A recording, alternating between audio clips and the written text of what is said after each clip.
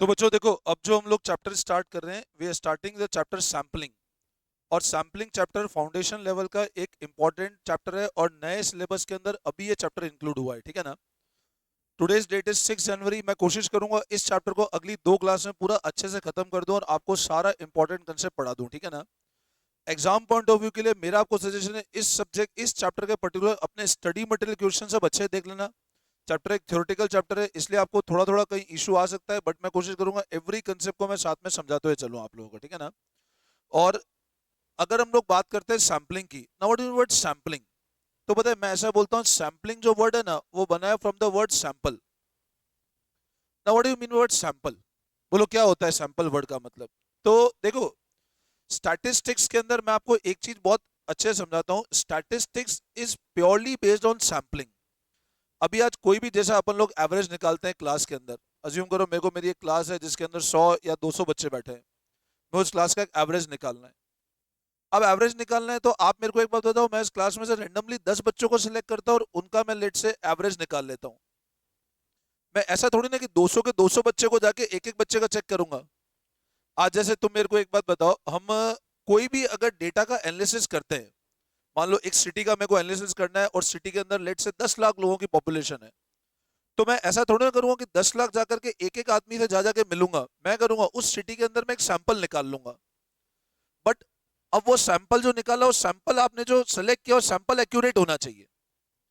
Sampling chapter हमको ये सिखाता है बेसिकली क्या होता है। स्टैटिस्टिक्स की जब हम लोग बात करते हैं तो स्टैटिस्टिक्स में दो चीज होती है बच्चों। एक तो होता है वर्ड पॉपुलेशन, सुनना मेरी बात ध्यान से। एक तो वर्ड होता है पॉपुलेशन और एक वर्ड होता है सैंपल। लेकिन होता क्या है, ये जो सैंपल मैंने ड्रॉ किया, ये ड्रॉ हमेशा कहां से किया मैंने? इस पॉपुलेशन से। तो ये सैंपल इस पॉपुलेशन के डेटा को रिप्रेजेंट कर रहा है।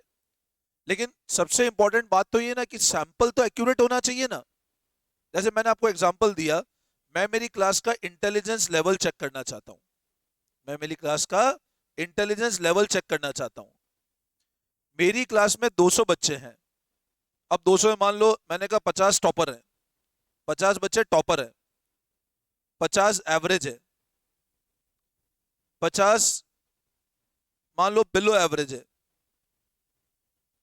और बाकी 50 लेट से फेलियर है, मतलब वो बच्चे फेल हो जाते हैं। अब मैं इस 200 बच्चों में से अगर सैंपल लेता हूं 10 बच्चों का, मैं जाके मेरी क्लास में इंटेलिजेंस लेवल चेक करना चाहता हूं, तो मेरे लिए ये तो पॉसिबल नहीं है कि मैं एक एक बच्चे को जाके चेक करूं। मैंने कहा एक सैंपल ले लो। हम गेहूं खरीदने जाते हैं, देखा होगा ना आपने कभी। तो गेहूं ऐसा थोड़ी ना पूरी बोरी खरीदते हैं तो पूरी बोरी हम उल्टा करके देखते हैं। हम एक मुट्ठी भर के सैंपल ले लेते हैं। उसी तरह मेरे को एक बात बताओ, मैंने अगर मान लो सैंपल इन 10 बच्चों का लिया और प्योरली मैंने 10 इसमें से ले लिया, तो मेरे को बताओ जो डेटा रिजल्ट आएगा क्या वो एक्यूरेट रिजल्ट होगा क्या? क्योंकि मैंने जो सैंपल लिया प्योरली कौन से बच्चे हैं? सारे टॉपर। तो रिजल्ट भी टॉपर वाला ही आएगा। अगर मान लो मैं रिजल्ट 10 बच्चे इनमें से सेलेक्ट कर लेता हूं फेल वालों में से, तो 10 बच्चे मेरे पास जो रिजल्ट आएगा वो फेलियर वाला मार्क्स आएगा। तो सबसे इंपॉर्टेंट है कि मैं जो ये 10 बच्चे सेलेक्ट कर रहा हूं, ये सैंपल जो सेलेक्ट कर रहा हूं, क्योंकि ये जो सैंपल है ये 200 बच्चों को रिप्रेजेंट करेगा, तो ये सैंपल तो बिल्कुल एक्यूरेट होना चाहिए ना। हाँ, मैं क्या कर सकता हूँ, 3 बच्चे यहां से सेलेक्ट करूं, 3 यहां से सेलेक्ट करूं, 3 यहां सेलेक्ट करूं, कुछ बच्चे यहां से सेलेक्ट करूं।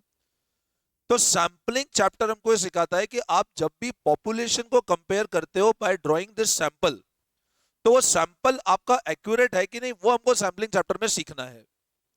तो चैप्टर थ्योरेटिकल चैप्टर है। मॉड्यूल को मैं ढंग से पढ़ाता हुआ चलूंगा और आप लोग बिल्कुल ध्यान से समझना। वीडियो एंड तक देखना। वीडियो अच्छा लगे तो लाइक जरूर करना, ठीक है ना। कम से कम 100 लाइक आने चाहिए वीडियो के ऊपर। और अच्छा लगे तो अपने फ्रेंड्स को जरूर शेयर करना। यूट्यूब पे आपको सैम्पलिंग का इससे अच्छा वीडियो मिलने वाला नहीं है।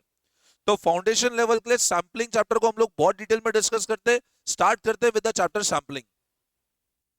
अब देखो, मैं एक बार बेसिक थ्योरी रीड करता हूं। There are situation when we would like to know about a vast infinite universe और पॉपुलेशन। क्या बोल रहा है? वास्ट इनफाइनाइट यूनिवर्स और population, but some factor like time, cost, efficiency, vastness of population make it almost impossible to go for complete enumeration of all unit। ये तो मैंने भी बताया कि पूरी पॉपुलेशन और पता तो लगाना चाहते हैं, बट कुछ फैक्टर जैसे मान लो पैसा, क्योंकि आप जितने बड़ा सैंपल लोगे उतना पैसा कॉस्ट बढ़ेगा आपका, आपका समय, आपकी एफिशिएंसी कम हो जाएगी। वो हमको क्या करते हैं, रोकते हैं कि हम सब चीजों को एक साथ इवेल्युएट नहीं कर पाते। Instead, we would like to select a representative part of population and infer about a unknown universe on the basis of our knowledge from the known sample. सबसे पहला ध्यान रखना सैम्पलिंग के अंदर, what is the purpose of sampling? You need to draw, आपको क्या करना है, infer about the universe, universe के बारे में पता लगाना है on the basis of sample that you have drawn। ठीक है ना? तो आप हेडिंग लगाओ कॉपी में सैम्पलिंग, एक बार सब लोग हेडिंग लगाएंगे कॉपी में सैम्पलिंग। तो देखो बच्चों, ये नोट करें, सबसे पहले आपने हेडिंग लगाया सैम्पलिंग, तो अब नोट करना, sampling can be defined as statistical procedure. Sampling का मतलब क्या है, एक स्टैटिस्टिकल प्रोसीजर है टू इन्फर, इन्फर मतलब पता लगाना, इन्फर मतलब पता लगाना, अबाउट अननोन यूनिवर्स, ऐसा यूनिवर्स जो हमको पता है, यूनिवर्स मतलब population, from a knowledge of random sample drawn from it. Sample random होना चाहिए, रैंडम मतलब किसी को भी सेलेक्ट कर लिया जाए। तो sampling can be defined as statistical procedure to infer about unknown universe, to infer about unknown universe from a knowledge of random sample drawn from it, from knowledge of random sample drawn from it, मतलब हमको unknown universe के बारे में पता लगाना है from knowledge of random sample drawn from it। बोलो यहां तक समझ में आया? तो बेसिक सैम्पलिंग का मतलब क्या हुआ, यूनिवर्स के बारे में पता लगाना है from a knowledge of random sample drawn from it. अब क्या प्रॉब्लम्स आती है सैम्पलिंग में, पहला कि रिप्रेजेंटेटिव सैंपल कैसे ड्रॉ करें पॉपुलेशन से। पहला प्रॉब्लम आता है how to draw a representative sample from the population. दूसरा प्रॉब्लम आता है पॉपुलेशन का पैरामीटर, मतलब क्या क्या निकालना है हमको, मतलब जो हमने सैंपल ड्रॉ किया उसमें क्या क्या पॉपुलेशन के बारे में निकालना है, मीन निकालना है, स्टैंडर्ड डिविएशन निकालना है, वेरिएंस निकालना है, क्या निकालना है आप लोगों को। और अगला होता है डिसीजन मेकिंग, कि आपको ये श्योरिटी होनी चाहिए कि आपने जो सैंपल सिलेक्ट किया वो उसके अंदर इनफ एविडेंस अवेलेबल है कि सैंपल सही है। तो एक सैंपलिंग के अंदर क्या क्या प्रॉब्लम्स आती है, पहला होता है कि सैंपल कैसे ड्रॉ करें, अगला होता है क्या क्या पैरामीटर एस्टिमेट करना है हमको सैंपल के थ्रू पॉपुलेशन का, और अगला होता है कि क्या हमारे पास इनफ एविडेंस अवेलेबल है क्या, कि जो सैंपल हमने ड्रॉ किया हमारे हम खुद इतने श्योर होने चाहिए कि मैं जो सैंपल ड्रॉ किया वो बिल्कुल सही सैंपल है। तो सैम्पलिंग के अंदर सबसे पहला कंसेप्ट क्या हुआ कि statistical procedure to infer about a unknown universe from knowledge of random sample. ये तीन बेसिक प्रॉब्लम्स है सैम्पलिंग के अंदर, ठीक है ना? मैं वापस एक थ्योरी बेसिक रीड करता हूं तो आपको बिल्कुल क्लियर हो जाएगा। देखो अब वापस हम लोग आते हैं स्टडी मटेरियल पे, क्या गिवन है नाउ। अब एक एग्जांपल दे रहा है, एक मतलब अब इस एग्जांपल पर कंफ्यूज नहीं होता कहां से आया, मैं एक बुक का एग्जांपल पढ़ रहा हूं। Let us understand the problem faced by mister Basu, कोई नाम है, बंदा का नाम है mister Basu. Mr. Basu would like to put a big order for electric lamp produced by Mr. Ahuja company। मतलब मान लो एक बंदा है बी, उसे ऑर्डर प्लेस करना है लैंप का, जो बनाता है कौन सी कंपनी, आहूजा की कंपनी बनाती है, ठीक है। लेकिन उसको ये तो पता होना चाहिए कि जो आहूजा, अब मान लो मैं गया, मान लो मेरा नाम बासु था, मैं गया आहूजा के पास, मैंने कहा मेरे को आपका लैंप ऑर्डर करना है, बताओ लैंप की लाइफ कितनी है। आहूजा कंपनी बोलती है हमारे लैंप की लाइफ है 1500 घंटे की। अब ये तो उसने बोला ना, लेकिन मेरे को तो पता होना चाहिए, क्या पता वो सही बोल रहा है कि नहीं बोल रहा है, वो गलत बोल रहा है। तो उसने कहा अब लैंप चेक कर लो, अब मैं बैठ के सारे लैंप तो चेक करने थे रहा, तो क्या गिवन है, mister Basu would like to put a big order for electric lamp produce by mister Ahuja company, general electrical नाम है। But before putting the order he must know whether the claim made by mister Ahuja that lamp of general electrical last for 1500 hour is justified, कि वो 1500 घंटे चलेंगे, वो justified है कि नहीं है, उसने जो क्लेम किया वो सही है कि नहीं, वो तो चेक करें हम लोग। इसी तरह का एग्जांपल लेगा, miss Manju Bedi the well known social activist. मान लो एक लड़की है मिस मंजू बेदी, वो सोशल एक्टिविस्ट है, उसको पता लगा कि incidence of a disease in her area is on the rise, कोई डिजीज है उसका इंसिडेंस बहुत बड़ा बढ़ रहा है। She claim that 20% of people in her town has been suffering from the disease. अब उसको वो बोलती है कि जितने लोग हैं उसमें 20% लोग सफर कर रहे हैं, ठीक है। तो इन बोथ सिचुएशन, अब इन दोनों में तीन तरह की प्रॉब्लम, तीन तरह की हमने प्रॉब्लम है। मतलब पहला मिस्टर बासु ने क्या किया, उसको ये पता लगाना है कि आहूजा कंपनी का जो मैं लैंप ऑर्डर कर रहा हूं उसमें 1500 घंटे की लाइफ है कि नहीं है। दूसरा, एक लेडी है वो पता लगा रही है कि मेरे एरिया में एक डिजीज है, 20% लोग सफर कर रहे हैं, अब वो सही है कि नहीं है। तो तीन तरह की प्रॉब्लम है। वो तीन तरह की प्रॉब्लम जो मैंने यहां लिखी ना, वो ये है कि रिप्रेजेंट सैंपल कैसे ड्रॉ करें, क्या क्या पॉपुलेशन बारे में पता करना है हमको, और हमने जो सैंपल ड्रॉ किया वो इनफ एविडेंस है कि नहीं, वो सैंपल करेक्ट है कि नहीं है। Getting my point? तो जो अगला पैराग्राफ है ना बच्चों, उसमें यही वाली कहानी है पूरी की पूरी। जो अगला पैराग्राफ है उसमें यही वाली कहानी है, ठीक है ना। तो डिसीजन लेना कैसे, डिसीजन आप तब ले पाओगे तो आपके पास सैंपल बिल्कुल करेक्ट है। तो मैं अज्यूम करता हूं यहां तक सबको समझ में आ गया होगा अच्छे से। तो सैम्पलिंग मतलब पॉपुलेशन चेक करना from a knowledge of random sample which have been drawn. अब हम लोग बात करते हैं sir sample survey. Sample survey मतलब जब सैंपल लेंगे तो क्या प्रिंसिपल हमको क्या चीजें ध्यान रखनी है। तो उसके कुछ बेसिक प्रिंसिपल हैं। Sample survey study of unknown population on the basis of proper representative sample drawn from it. Sample survey क्या है? अननोन पॉपुलेशन को स्टडी करना उस सैंपल से।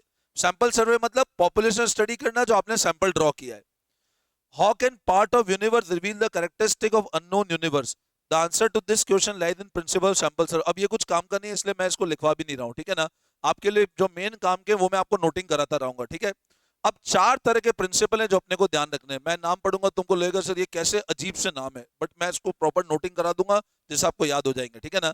तो प्रिंसिपल कौन कौन से? पहला प्रिंसिपल सैंपल सर्वे मतलब जो हमने सैंपल लिया उसको चेक करना, मतलब हम सैंपल कैसे सेलेक्ट कर रहे हैं, ठीक है ना। अब सैंपल सर्वे के चार प्रिंसिपल। पहला principle law of statistical regularity, principle of inertia, principle of optimisation and principle of validity. इसमें सबसे इंपॉर्टेंट ये वाला है लॉ ऑफ स्टैटिस्टिकल रेगुलरिटी, ठीक है ना। तो सैंपल को सर्वे करना मतलब सैंपल को चेक करने के चार तरीके हैं। पहला तरीका है statistical regularity, principle of inertia, principle of optimisation, principle validity. तो ये मैं आपको एक बेसिक नोटिंग कराया था, तो वापस आप कॉपी पे आ जाओ, ठीक है ना। और हेडिंग लगाओ principle of sample survey. Put heading principles of sample survey. मैं थोड़ा सा इजी करके आपको नोटिंग करा रहा हूं इसलिए नोट्स प्रॉपर बना देना आप, ठीक है ना। हेडिंग लगाओ प्रिंसिपल ऑफ सैंपल सर्वे।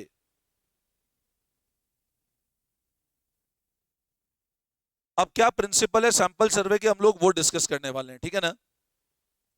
तो देखो अब लिखो आप फटाफट law of statistical regularity. Sample survey के कुछ प्रिंसिपल में बता रहा था। पहला प्रिंसिपल लिखेंगे आप लोग लॉ ऑफ स्टैटिस्टिकल रेगुलरिटी। अब law of statistical regularity heading लगाया, फटाफट लगाओ heading law of statistical regularity. अब ये वाला प्रिंसिपल क्या बोलता है, सबसे इंपॉर्टेंट यही है जो जनरली पूछा जाता है। पहला और दूसरा सबसे इंपॉर्टेंट है, बाकी थर्ड फोर्थ सिंपल थ्योरी पढ़ लो एक बार, ठीक है ना। लॉ ऑफ स्टैटिस्टिकल रेगुलरिटी क्या बोलता है? If sample of fairly large size is drawn from the population, मतलब अगर आपने एक सैंपल ड्रॉ किया बड़ी साइज का पॉपुलेशन से, then on average the sample will possess characteristic of that population. मतलब क्या बोल रहा है कि अगर आपने सैंपल लार्ज साइज का ड्रॉ किया पॉपुलेशन से, तो सैंपल क्या करेगा? पोजेस करेगा कैरेक्टरिस्टिक किसके? उस पॉपुलेशन के। Getting my point? मतलब लॉ ऑफ स्टैटिस्टिकल रेगुलरिटी बोलता है कि अगर मान लो हमने क्या किया, एक सैंपल ड्रॉ किया फ्रॉम पॉपुलेशन, तो जनरली वो जो सैंपल है वो क्या करेगा? कैरेक्टरिस्टिक पोजेस करेगा उस पॉपुलेशन के, बट फेयरली लार्ज साइज होनी चाहिए, ठीक है ना। तो ये आप नोटिंग कर लो, मैं क्वेश्चन करा दूंगा अभी क्लियर हो जाएगा। प्रिंसिपल ऑफ इनर्शिया मतलब सेकंड जो प्रिंसिपल है वो, पहला तो आपको प्रिंसिपल में पढ़ा दिया प्रिंसिपल स्टैटिस्टिकल रेगुलरिटी, सेकंड है inertia. The larger the size of sample the result will be more accurate, मतलब जितना बड़ा सैंपल होगा उतने रिजल्ट ज्यादा एक्यूरेट होंगे।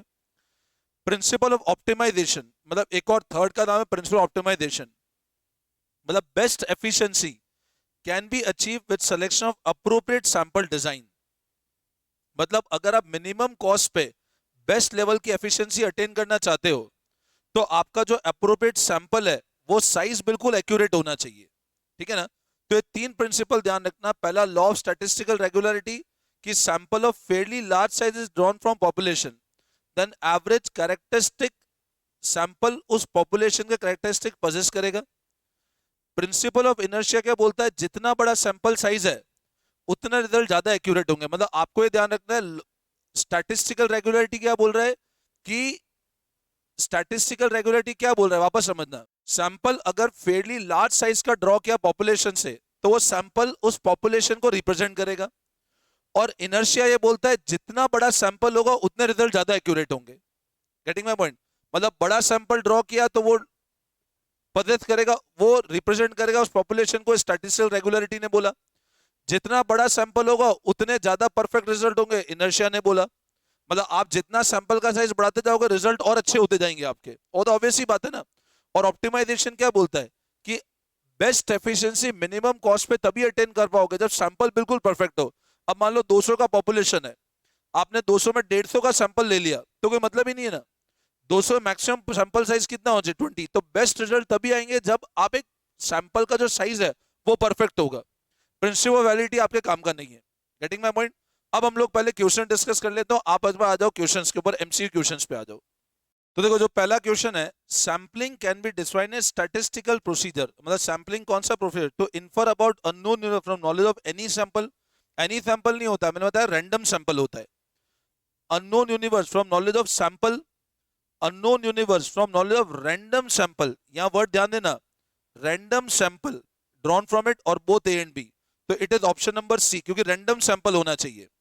Second, law of statistical regularity says that sample drawn from population would possess the characteristic of population। सही बात है, बट अपन और ऑप्शंस देखते हैं। a large sample drawn at random from population would possess characteristics of that population। a large sample drawn at random from the population would possess characteristics of that population on an average। मतलब ठीक है, 100% तो average ही होगा ना, तो option number सी होगा। Large sample drawn at random would possess the character of population on an average, मतलब average उस पॉपुलेशन को रिप्रेजेंट करेगा वो। Optimum efficiency can be attend at minimum cost, ये प्रिंसिपल ऑफ ऑप्टिमाइजेशन है। Getting my point. तो आप लिखो आप कॉपी के अंदर सेट ए के फर्स्ट और सेकंड, सेट ए के 1 का सी और सेट ए के 2 का सी। ये क्वेश्चन आपको इसके बाद में करने हैं। तो बोलो यहां तक समझ में आया, क्लियर है? तो बताओ कितने प्रिंसिपल हैं। प्रिंसिपल ऑफ, बोलो बोलो फटाफट, law of statistical regularity, inertia, optimization, validity. Validity इतना काम का नहीं है। स्टैटिस्टिकल रेगुलरिटी क्या बोलता है, a large sample which is drawn from population would contain the feature of that population on average. Inertia क्या बोलता है, जितने आपका सैंपल का साइज बड़ा होगा उतने रिजल्ट ज्यादा एक्यूरेट होंगे। और ऑप्टिमाइजेशन क्या बोलता है कि अगर सैंपल का साइज अप्रोप्रिएट है तो ही मैक्सिमम एफिशिएंसी अटेन कर पाओगे मिनिमम कॉस्ट पे। ये 4 प्रिंसिपल है सैंपल सर्वे के। Getting my point. सैम्पलिंग का मतलब क्या होता है, अननोन यूनिवर्स के बारे में पता लगाना from the knowledge of random sample drawn from it. ठीक है, यहां तक पूरा नोटिंग हो गया आप लोगों का। अब बढ़ते हैं आगे हम लोग। अब लगाओ देखो बच्चों, नेक्स्ट हेडिंग लिखो, एरर्स इन सैंपल सर्वे। मतलब जो हमने सैंपल लिए उसमें क्या क्या गलतियां हो सकती है। एरर मतलब क्या हुआ कि जो पॉपुलेशन का वैल्यू है और जो सैंपल है उसमें कितना डेविएशन आ रहा है। ठीक है ना, मतलब पॉपुलेशन का जो रिजल्ट है और जो सैंपल का रिजल्ट है उसमें कितना डेविएशन आ रहा है। अब जब उसको इन्वेस्टिगेट करते हैं तो एरर 2 तरह के हो सकते हैं। एक तो होता है सैम्पलिंग एरर, एक होता है नॉन सैम्पलिंग एरर। सैम्पलिंग मतलब क्या होता है, एक नॉर्मल एरर है, मतलब इसको अनअवॉइडेबल है। मैं कितनी कोशिश करूं ये एरर ऐसा है जो हर ऑर्गेनाइजेशन में होगा ही सही। आज मान लो मैंने सैंपल सेलेक्ट किया, अब मैंने मान लो 200 में से 20 लोगों को सिलेक्ट किया। अब मेरे को नहीं पता है 20 लोग सही है कि नहीं है। This is known as sampling error. मतलब ये 20 सही भी हो सकते हैं, नहीं भी हो सकते हैं। ये अच्छा, ऐसा नहीं है कि ये सिर्फ मेरे को ही दो होगा एरर। मान लो मेरे साथ साथ कोई कॉम्प्यूटर बिजनेस है उसको भी एरर फेस होगा। तो सैम्पलिंग एरर का मतलब क्या होता है, वो एरर जो नॉर्मल तरह के एरर होते हैं विच इज अनअवॉइडेबल। और नॉन सैम्पलिंग मतलब ह्यूमन का एरर। आपने सही सैंपल जान करके सेलेक्ट नहीं किया, आप पार्शल हो गए, आपने गलत डिमार्केशन सेलेक्ट कर लिया, आपने जान करके इंटेंशनली पुअर बच्चों को सेलेक्ट किया। तो हमेशा ध्यान रखना सैंपल के अंदर एरर दोनों तरह के होते हैं, एक तो होता है सैम्पलिंग और एक नॉन सैम्पलिंग एरर। ठीक है ना। अब इस पे आ जाओ आप क्वेश्चन नंबर 3 पे, एक बार आ जाओ फटाफट क्वेश्चन नंबर 3 सेट ए पे। तो देखो अब मैंने आपको ही बताया error, a sample survey is prone to, मतलब उन्होंने सैंपल लिया उसमें क्या हो सकता है, सैंपलिंग एरर हो सकते हैं बिल्कुल, नॉन सैंपलिंग एरर हो सकते हैं बिल्कुल। मतलब एक सैंपल में दोनों तरह के एरर होते हैं हमेशा, सैंपलिंग भी होंगे, ऐसे होंगे कुछ नॉर्मल होंगे और ऐसे को भी होंगे कि जो ह्यूमन एरर भी हो सकते हैं। तो it is both A and B, ध्यान रखना इधर ए और बी नहीं। एक सैंपल के अंदर हमेशा दो तरह के एरर होंगे, एक तो नॉर्मल एरर भी हो सकते हैं और ह्यूमन एरर भी होंगे। ठीक है ना, तो it is both A and B. ठीक है, now come to next heading. अब लगाओ नेक्स्ट हेडिंग, पॉपुलेशन और universe. Put next heading population और यूनिवर्स। अब देखो बच्चों अगला हेडिंग लगाओ population. Now what is meaning of word population, मैंने ही बताया पॉपुलेशन मतलब होता है aggregate of all unit under consideration. मेरी सिटी की मान लो पॉपुलेशन 10 लाख की है तो वो पॉपुलेशन है। तो सारे यूनिट को जब मैं कंसिडर करता हूँ कहलाता है पॉपुलेशन, और इंडिकेट होता है with symbol capital N. Population का सिंबल क्या होता है, कैपिटल एन। अब पॉपुलेशन दो तरह की हो सकती है, एक होती है फाइनाइट पॉपुलेशन, एक होती है इनफाइनाइट पॉपुलेशन। पॉपुलेशन बच्चों दो तरह की होती है, one is known as finite, second is known as infinite. Population जिसको आप काउंट कर सकते हो, जिसको आप 1 to 1 काउंट कर सकते हो, वो कहलाती है फाइनाइट पॉपुलेशन। और ऐसी पॉपुलेशन जिसको हम काउंट नहीं कर सकते, जैसे मान लो आकाश में कितने तारे हैं, वो इनफाइनाइट पॉपुलेशन हो गई। Mosquito is a population of mosquito is infinite. flowers in a particular city is infinite, population of insect it is infinite. ये मैं आपको एग्जांपल इसलिए बता रहा हूँ क्योंकि एज इट इज ये एग्जांपल आपके स्टडी मटेरियल के अंदर गिवन है, इसलिए ध्यान रखना these all are example of infinite population. Getting my point? ये सब एग्जांपल किसके? इनफाइनाइट। और ऐसी पॉपुलेशन जो काउंट कर सकते हैं वो कौन सी होती है बच्चों? फाइनाइट पॉपुलेशन, ठीक है ना। अब इसी तरह पॉपुलेशन अगेन वापस दो पार्ट में क्लासिफाई होती है, one is existent and another is hypothetical. तो वो क्या होता है वो देखते हैं हम लोग। अच्छा, अब जैसे पॉपुलेशन फाइनाइट और इनफाइनाइट होती है ना, उसी तरह वापस दो पार्ट में और क्लासिफाई होती है, एक होती है एग्जिस्टेंट और एक होती है हाइपोथेटिकल। ऐसी पॉपुलेशन जो सच में एग्जिस्ट करती है, जैसे एक सिटी में कितने लोग हैं, पॉपुलेशन ऑफ लैंप, मान लो एक कंपनी में लैंप प्रोड्यूस हो रहे हैं, क्योंकि ये सब मॉड्यूल के एग्जांपल है इसलिए मैं आपको ये समझा रहा हूँ, ठीक है, ताकि एग्जाम में आए तो आप डायरेक्ट लिंक कर पाओ। Population of land, population of town, these all are no example of existent population. और हाइपोथेटिकल मतलब क्या होता है? इमेजिनरी। जैसे मान लो मैंने कॉइन उछाला, अब कितने हेड आएंगे? That is known as imaginary population. तो population of heads when coin is toss, that is known hypothetical और इमेजिनरी पॉपुलेशन। तो ध्यान रखना, पॉपुलेशन एक तो होती है फाइनाइट और इनफाइनाइट, इंडिकेट होता है सिंबल एन से, जिसको काउंट कर सकते हो फाइनाइट, काउंट नहीं कर सकते हो इनफाइनाइट। और एक और होता है एग्जिस्टेंट और हाइपोथेटिकल। अगर पॉपुलेशन सच में एग्जिस्ट करती है वो एग्जिस्टेंट, हाइपोथेटिकल मतलब इमेजिनरी, ठीक है ना। मतलब कॉइन उछालने पे कितने हेड आ रहे हैं वो इमेजिनरी पॉपुलेशन है, और जो सच में एग्जिस्ट कर रही है वो एग्जिस्टेंट पॉपुलेशन है, ठीक है ना। बस यहाँ पर ये ध्यान रखना, इंपॉर्टेंट क्या है? कैपिटल एन सिंबल है, ये दोनों पार्ट इंपॉर्टेंट है इसके अंदर, ठीक है ना। तो मैं अज्यूम करता हूँ ये वाला पार्ट आपको अच्छे से समझ में आ गया है। अब इसके ऊपर हम एक दो क्वेश्चंस देख लेते हैं फटाफट। तो बच्चों अब इसका जो रिमेनिंग पार्ट है वो हम लोग नेक्स्ट क्लास में कंटिन्यू करेंगे, इसके जो एग्जांपल है वो भी हम लोग फिर हम नेक्स्ट क्लास में करते हैं। इसके लिए मैक्सिमम मेरे को 2 क्लास और चाहिए, 3 क्लास के अंदर मैं आपका सैम्पलिंग कवर कर दूंगा, ठीक है ना। इतना आप लोगों ने पढ़ा, आपको अगर अच्छे समझ में आ गया हो तो चैनल सब्सक्राइब कर देना और वीडियो को शेयर करना, ठीक है ना। चलो, thank you all of you and best of luck.